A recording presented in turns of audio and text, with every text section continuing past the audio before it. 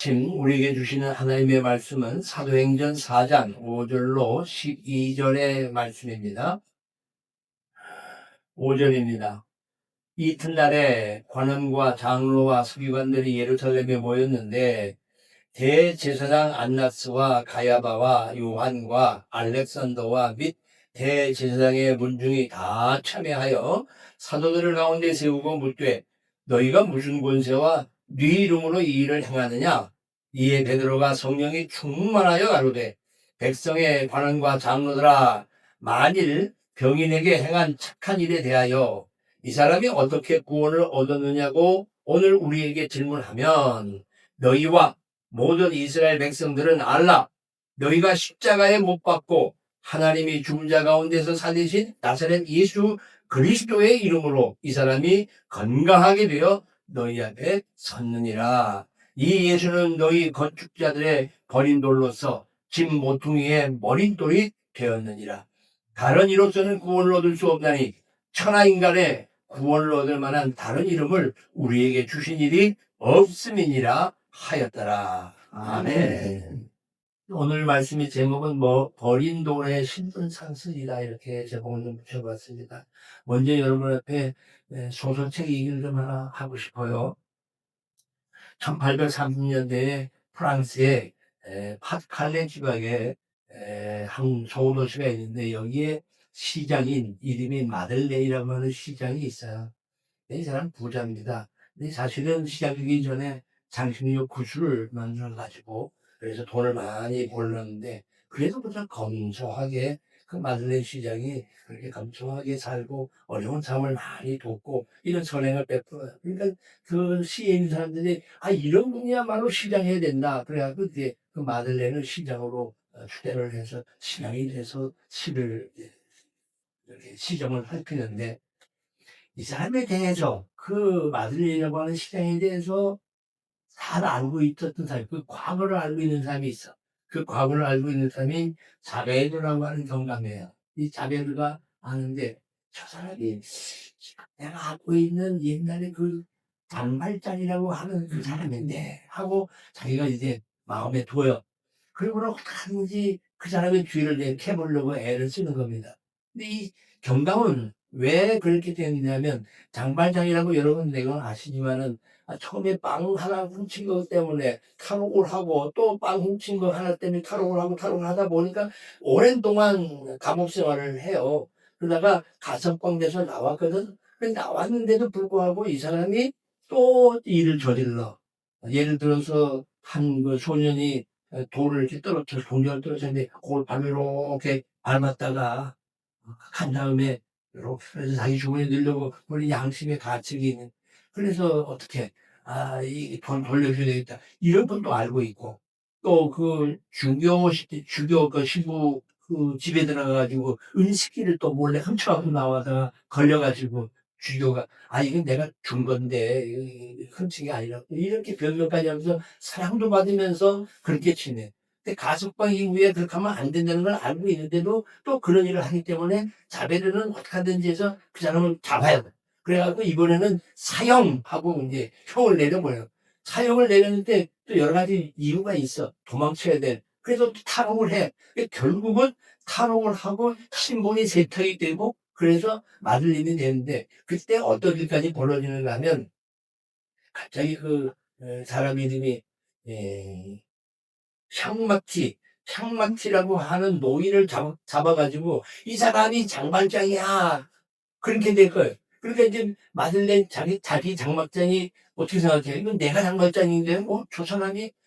그래갖고 그 재판장에 가고, 아니요, 이 사람은 억울한 사람이요. 내가 진짜요. 어디. 이렇게 돼버리는 거예요.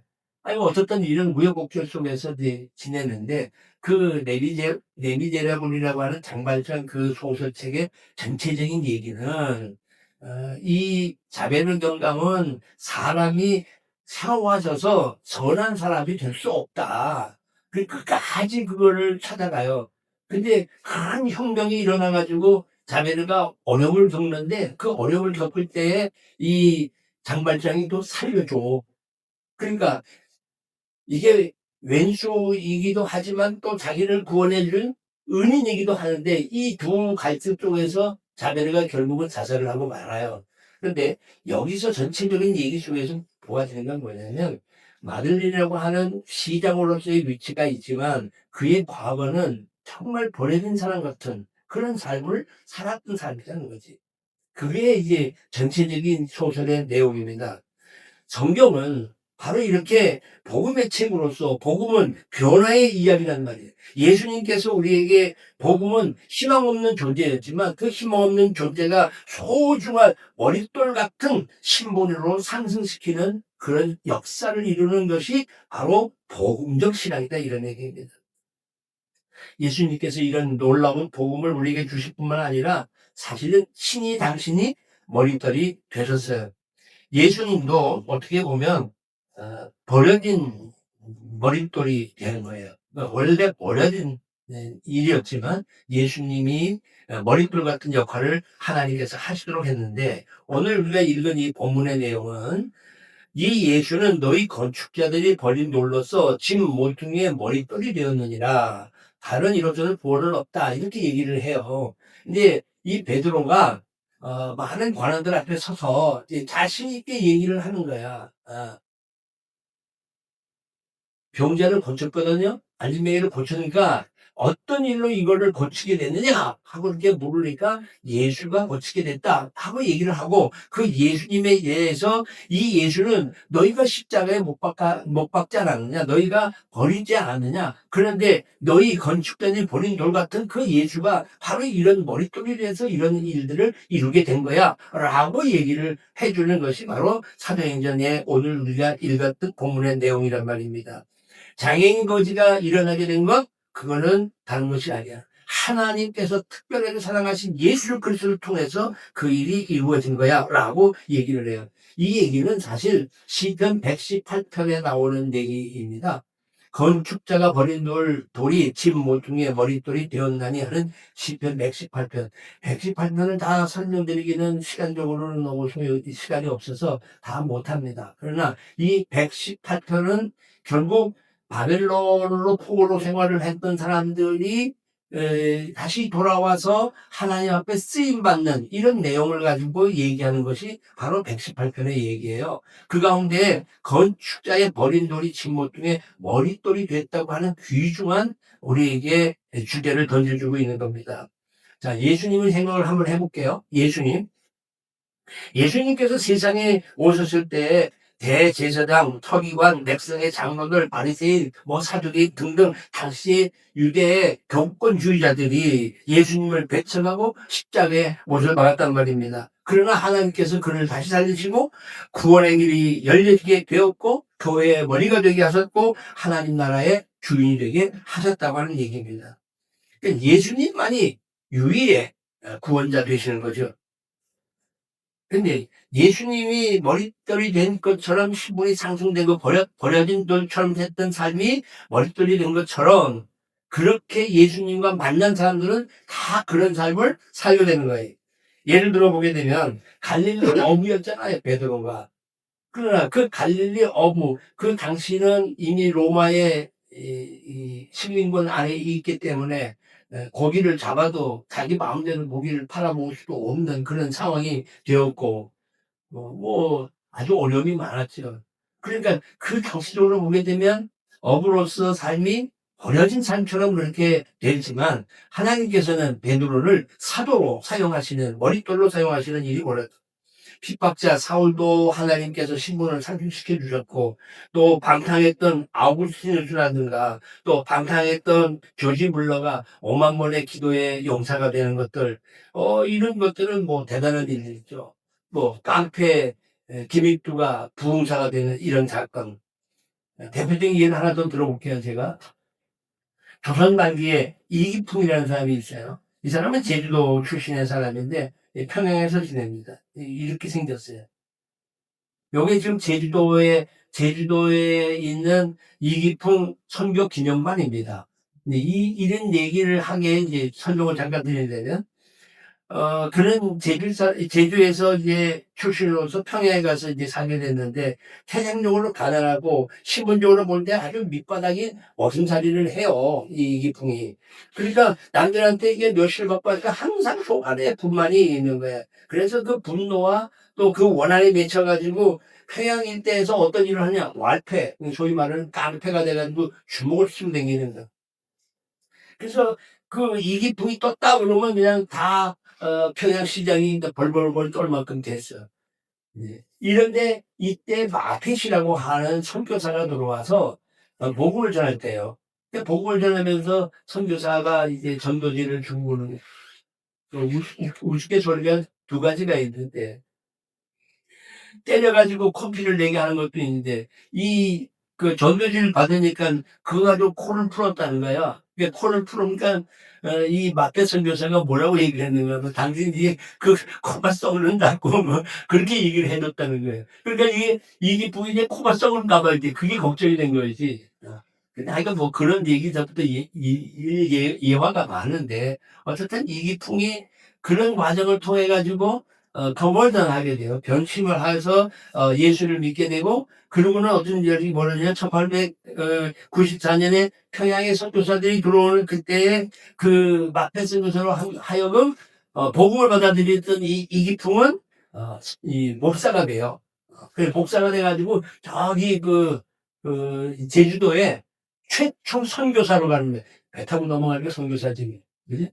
그래가지고 한참 우리나라 평양에 대부흥이 일어났던 1907년 그때 7명의 최초 목사들이 이제 안수를 받고 목사가 되는데, 그 중에 한 사람으로서 이기풍이 목사가 돼서 제주를 가는 거예요.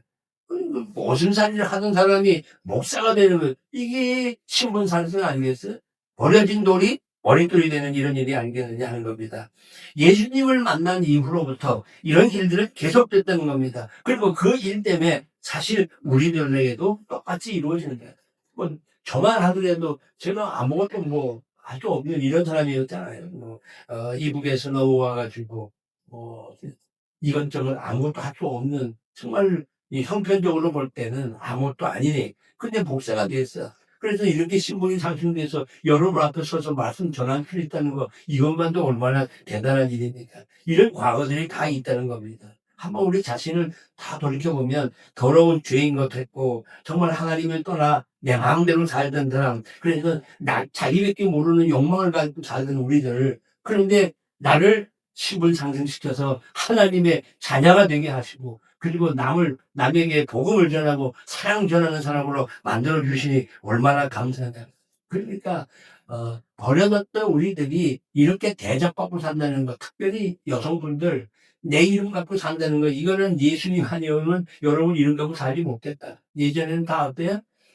막 낳았다고 해서 가난하니, 그리고 맨 밑에 끝으로 낳았다고 해서 끝순이 뭐 이런 거에, 딸만 쭉 낳다가 아들을 낳아야 되는데, 이게 이제 여기까지 여자는 끝이야. 그래서 끝순이 끝이야.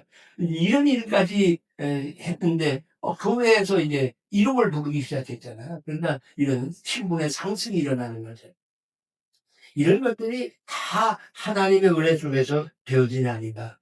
자, 어저께가 8월 15일 광복절이라서 지난 주일날 광복 예배를 드리면서 여러 가지 얘기를 드렸습니다만, 우리나라 같은 경우는 그래. 우리 개인도 그렇게 버림받았지만 상승됐다면, 우리나라를 생각해 보면 우리나라요, 10명은 우리나라를 버렸습니다.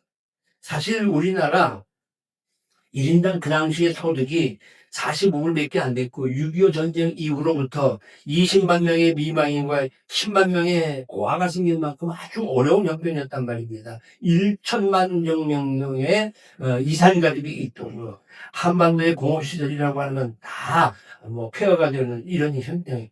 그런데 우리나라가요, 보세요. 1905년 7월 27일 템프트 장관, 미국의 템프트 장관하고 일본의 가츠라 총리가 비밀 회담을 하면서 어떤 일이 벌어졌는가 하면 이렇게 얘기합니다. 미국이 필리핀을 통치하고 일본은 필리핀에 침략 안 한다. 이런 거를 비밀히 이제 서로 회담을 해. 또 거기에 극동의 평화를 위해서 미국, 영국, 일본은 동맹 관계를 계속해서 확보한다. 이게 이제 그 전쟁 이후니까요. 미국은 한반도에 대한 일본의 지배적 지위를 인정한다. 그러니까 이미 미국은 우리나라에 대해서, 대한민국에 대해서 일본이 다 지배하고 살도록 그렇게 자기네들끼리 협의를 다 본 거예요. 또 일본은 스스로 어떤 일을 하느냐. 일본은 한반도 지배권을 인정받으려고 노력을 해요. 그 노력하는 가운데 하나가 뭐냐면 8월 12일 날 1905년 8월 12일 날 영국하고 일본하고 동맹을 맺고는 두 번째 러시아하고도 동맹을 맺어요. 9월 5일 날은 러시아와 동맹을 맺고는 그 다음에 1910년 8월 29일 날 강제 합병으로 주권을 강탈하는 거죠. 그러니까 여러 나라들로부터 일본이 이 조선, 그 당시엔 조선, 이 조선은 우리가 잘 관리할게, 우리가 지배한 거야, 이렇게 다 이야기가 된다는 얘기입니다. 1945년 2월 4일 날 10일까지인데 얄타 회담을 통해 가지고 미국과 영국과 소련이 회의를 합니다. 이제 요거는 뭐냐면 2차 세계대전이 끝나자마자 독일이 패전을 하게 되고 일본이 지잖아요. 그러니까 이 세계 질서를 논의하기 위해서 얄타 회담이라는 걸 통해 가지고 이 세 나라가 모여요. 45년 7월 26일 날은 독일의 포츠담 선언을 통해서 미국, 영국, 중국이 일본에게 야, 너 무조건 항복해라. 그래가지고 두 손 들게 만드는 거죠. 최후 통첩을 하여. 여기에 말을 안 들으니까 결국은 히로시마에 두 개의 원자폭탄이 터지면서 일본이 손을 들게 되는 겁니다. 45년 12월 16일 날 모스크바 3사 회의가 있는데 미국, 영국, 소련의 외무장관들이 이 2차 대전 이후를 논의하면서 한반도에 임시정부를 수립한다. 미소공동위원회를 설치한다. 그리고 여기에 신탁 통치하겠다. 이걸 다 결의를 해버려요. 자, 이런 과정을 쭉 역사를 보면서 여러분 무슨 생각이 드나? 대한민국은, 그 당시 대한민국이 아니지, 조선은 완전히 버림받았어요. 모든 주변의 나라들이, 요건 조그만 조선, 이건 뭐, 왕이 다스리고 있는 조선, 이건 아무 의미가 없다. 이제 이렇게까지 해서 결국은 어떤 일이 벌어냐? 미국이 태평양 방위선을 만드는데 한반도를 빼고 가. 그거를 소위 에치슨 선언이라고 얘기를 해요. 자, 이렇게 완벽하게 버려진 나라야, 우리 조선이.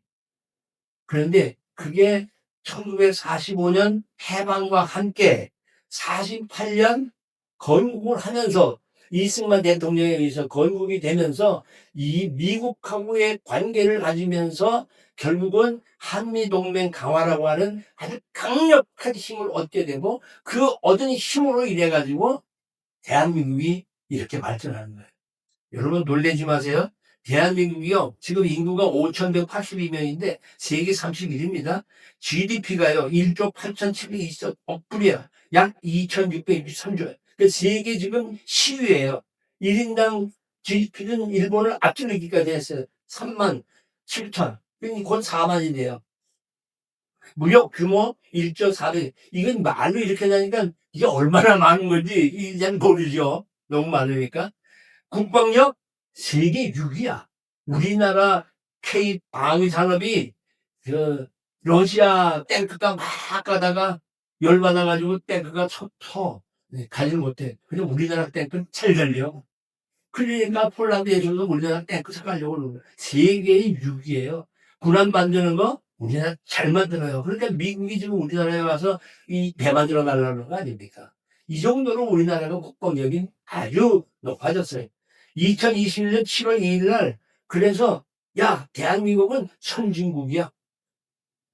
우리 어렸을 때는 후진국이라는 말 들었고 한참 개발될 때는 뭐라고 그랬어? 개발도상국, 개발하는 개발도상국. 근데 지금은 뭐라고 그래요? 선진국이야. 어디 가서든지 대한민국은 이젠 선진국이에요. 21년, 이미 4년 전서부터 5년 전서부터 대한민국은 선진국 반열에 서 있어. 선진국 반열에 서 있는데 이거는 안 돌아가 지금. 그게 걱정이란 말이에요. 세계의 반도체 분야에서 최고죠. 스마트폰 제일 잘 만들죠. 조선, 아까 군함 만드는 얘기 때 배 만드는 건 최고입니다. 뭐 화학 여러 번, 또 뭐 방산도 하는 얘기, 또 K로 시작하는 뭐 K-팝, K-푸드, 요즘엔 떡볶이, 김밥이 전 세계에 팔린다는 거 아닙니까? 없어서 못 팔리. 야, 이 정도. 그리고요, 옛날에는 해외에 한번 나가게 되면 영어를 못해갖고 좀 쩔매는데요. 지금은 나가서 한국말 해보세요. 한국말 하는 사람 쫓아와가지고 얘기해요. 야, 저도 지난번에 캐나다 갔다 왔잖아요. 갔다 왔는데, 한국말, 영어가 짧으니까 어떡하라고 스마트폰을 켜서 뭐 이렇게 하려고 했는데, 와서 한국말로 줄줄줄 얘기하는 거예요. 도와주는 거예요. 자기네들이 한국말 하는 걸 그렇게 좋아해. 그리고 한국말이 너무 쉬워요. 배움의 과정이 어렵지만 소리 글자이기 때문에 뜻 글자가 아니라서 그 소리 그대로 나는 거예요. 예. 그거 어떻게 포로인데 10% 둥둥하다. 이건 다른 말을 사용하지 못해 10% 둥둥하다 이런 말을. 그렇잖아요. 우리말만 갖고 있는 거예요. 그러니까 우리말만 갖고 있는 걸로 쓰는 나라도 이제는 많아졌어요. 그리고 한글을 자기네 나라로 삼게 돼요. 이 정도로 이건 이런 뿐만 아니라 여기에 덧붙여가지고 한국 교회가 세계에 선교를 하는데 놀라지 마세요. 한국 교회가 파송한 장기 선교사가 171개국에 2만 2천 명이나 됩니다. 171개국 안 나간 데가 없어. 우리 교육 선생들이 있고 뭐 우리 누구야 저 캄보디아에 가 있는 나차양들 이런 선교사까지 생각하면 더 많은 거지. 정식으로 장기 선교사 이렇게 간 것만도 이만 그 세계의 2위의 선교사 제일 많이 파송한 미국이 1위고. 근데 이렇게 선교사만 보내냐? 아니야. 돈도 보내지, 뭐, 여러 가지 인력도 보내지. 정말 선교적인 일을 엄청나게 많이 해. 저는 우리 개인, 나 자신이 신분이 상승된 것도 있지만, 우리나라를 생각해 보니까, 야, 우리나라가 하나님의 은혜 가운데 복을 엄청 받았구나. 그게 다 믿음의 조상들이 일이 있었고, 또 우리나라가 처음에 시작될 땐 어떻게 했다고? 기도하고 시작했다. 재헌국회가 있으면서 이윤영 그 당시에 국회의원인데 그냥 목사 아니에요? 그분 보고 나와 기도하고 시작하자고 이승만 대통령이 얘기했고 그런 면에서 사실 이승만이라는 분이 얼마나 많은 요즘에 새롭게 조명하고 있어요. 그래서 참 감사한 일이다 이렇게 생각이 되는데 우리가 이런 것들을 생각해 보게 되면 우리의 과거 속에서 하나님이 우리 개인뿐만 아니라 우리 한국 사람, 우리나라에 베풀어 주신 이 놀라운 신분 역사, 이거는 정말 대단하지 않나 이런 생각을 하게 됩니다. 그러나 우리가 한 가지 이걸 생각해야 됩니다. 머릿돌은 영광만 있는 것이 아니라 무거운 사명이 있다고 하는 얘기입니다. 여러분 머릿돌이라고 하는 거는 이 아랫부분에 이렇게 놓여져 있어가지고 위에 기둥, 옆에 기둥 이게 다 맞물려 가지고 두 벽면을 단단하게 고정시키는 게 머릿돌이란 말이에요. 이게 얼마나 중요한지 모르단 말이에요. 건물의 방향 혹은 균형, 안전을 결정하는 구조적으로 중요한 위치에 있는 역할을 하는 것이 이 소위 말하는 기초도 머릿돌이란 말이에요. 요즘에 머릿돌 그러면 집을 짓기 전에 돌을 하나 이렇게 박아놓고 이게 머릿돌이야 이렇게 하는데 진정한 머릿돌은 그런 기초석이라는 거예요. 기초석. 그래서 모든 집 건축의 이 균형을 잡고 그리고 그 건축을 단단히 고정시키는 이런 역할을 한단 말이에요. 그러니까 머릿돌은 눌려져 있는 것뿐만 아니라 나름의 사명이 아주 분명하게 있어요. 그러면 하나님께서 우리를 버린돌 같은 우리들을 머릿돌로 사용하시고 버린돌 같은 대한민국 열방들이 다 버렸던 대한민국을 머릿돌로 삼으신 이유는 우리의 사명이 있다는 거예요. 나는 우리 한국교회가 이 사명 얘기 속에서 그냥 복음 전하는 것만 사명으로 얘기하고 우리 복 받는 거 하나님이 우리에게 은혜 주시는 것만 지금까지 얘기하다 보니까 한국교회가 사회 속에서 영향을 못 미치는 거예요. 초창기에는 한국교회가 이 사회 속에 엄청난 영향을 미치고 모든 일을 해왔는데 지금은 한국교회가 어마어마하게 성장되어 있어도 한국교회 소리를 사회가 귀담아 듣지 않고 아이고 너희들끼리 하는 일 작아도 교회가 교회 소리를 내야 돼요. 교회가 교회 소리를 내야 되지 교회가 정치 소리를 내서도 안 되는 거고. 우리는 사명이 분명히 있습니다. 버려진 우리를 머릿돌 되게 하신 하나님께 우리는 감사해야 되고 동시에 내게 주신 사명이 무엇인지를 깨닫고 그리고 그 사명을 수행하는 위하여 하나님 앞에 기도해야 합니다. 자, 어떻게 해요? 대한민국 우리가 더 사랑해야 돼요. 그리고 신앙의 자유, 예배의 자유, 성경을 가르치고 선포하는 이 자유민주주의과 국가를 반드시 우리가 이루어 가야 한다는 얘기입니다. 누가 그런 얘기를 아니 우리나라가 사회주의가 되면 뭐 어떻습니까? 공산주의가 어떻습니까? 아니 우리끼리 잘 예수도 믿고 그냥 잘 살면 되는 거지 그 이념이 뭐가 중요합니까? 절대로 사회주의가 되거나 공산사회가 되게 되면 결국은 신앙을 갖지 못하게 된단 말이에요. 이 자유민주 국가를 지키기 위해서 우리는 머릿돈으로서의 사명을 반드시 감당해야 된다는 얘기입니다. 대한민국 사회가 바로 서도록 성도들이 시민의식을 가져야 합니다. 노력해야 합니다. 교회가 교회다워야 합니다. 성도가 성도답도록 노력해야 한다는 겁니다. 미천한 우리지만 하나님께서 머릿돌을 세워주심에 대하여 감사 역사적인 사명을 감당해야 할 줄 믿습니다. 세계를 향한 선교 사역도 우리가 감당해야 돼. 연동밖에 안 되는 우리가 뭘 세계 선교를 합니까? 아니요. 기도할 수도 있고요. 또 우리 캄보디아 가서 선교하는 분들 계시고 또 미국, 이스라엘 가서 또 얘기하시는 분들 계시잖아요. 작은 교회 안에. 또 얼마나 감사한 일이에요. 그리고 거기까지 못 간다면 우리 후손들 내 새끼들만이라도 예수를 잘 믿게 하는 거 이것만큼 더 귀중한 게 어디 있어요. 여기 우리 교회는 다 노인분들이에요. 우리들이 할 수 있는 건 없어요. 이제 자식들에게 복음 전하는 거예요. 저희 집 아들하고도 얘기하면서 내가 우리 유정이 카톡으로 대화할 때마다 너 성경 읽었니? 너 기도했니? 이렇게 계속 물어봐. 그래서 나 스스로가 얘기하는 거예요. 할아버지인 내가 안 하면 누가 할 거냐? 맞죠? 할아버지인 내가 안 하면 누가 하냐고. 엄마가 해요? 아빠가 해요? 잘 안 해요. 그래도 할아버지가 해요. 그 손주를 생각하면서. 너 기도했니? 하나님도 기도하니까 뭐라고 얘기하든 너 하나님을 위해서 뭘 기쁘게 해드리려고 애를 쓰니? 이렇게 신앙으로 쏘갈 수 있는 것. 이것도 우리의 사명이다. 할렐루야.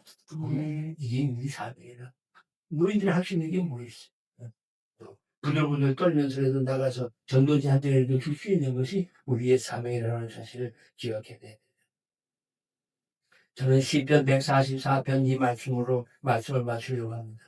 우리 아들들은 어리다가 장성한 나무들과 같으며 우리 딸들은 궁전의 양식대로 아름답게 다듬은 모퉁이들 같으며 우리의 곳간에는 백곡이 가득하며 우리의 양은 들에서 천천과 만만으로 번성하며 뭘까요? 12절에는 가정의 복이에요. 가정의 원식구가 잘 이렇게 아이들이 튼튼하게 잘 지내는 거예요. 13절에는 물질이 풍성해요. 곳간에 백곡이 가득하고 양의 들에 천천과 만만으로 있어요.